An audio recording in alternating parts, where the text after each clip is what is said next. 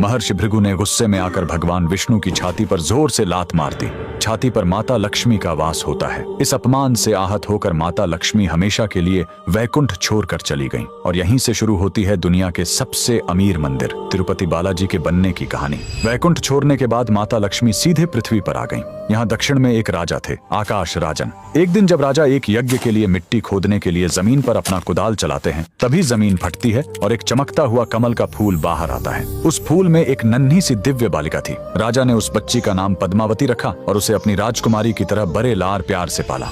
उधर भगवान विष्णु माता लक्ष्मी के बिना बहुत उदास हो गए। उन्हें ढूंढते हुए वो धरती पर तिरुमाला की पहाड़ियों पर आ गए। माता के वियोग में वो इतने दुखी थे कि उन्होंने खाना पीना छोड़ दिया और एक चींटी के टीले के अंदर बैठकर गहरे ध्यान में चले गए। भगवान को भूखा देखकर एक गाय रोज उस चींटी के टीले पर जाती और अपना सारा दूध उसके अंदर गिरा देती थी। एक दिन गाय चराने वाले ने यह देख लिया।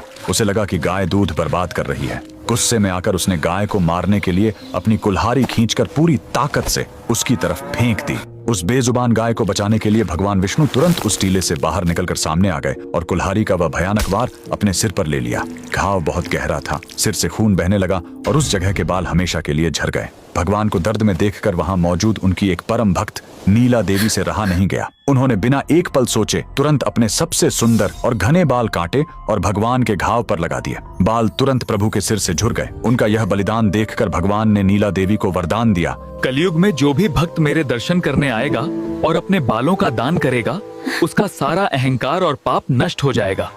बाद में भगवान विष्णु जो धरती पर श्रीनिवास के रूप में रह रहे थे, उनकी मुलाकात राजकुमारी पद्मावती से हुई और दोनों का विवाह तय हो गया। चूंकि पद्मावती एक बहुत बड़े राजा की बेटी थी, इसलिए एक शाही शादी की जरूरत थी।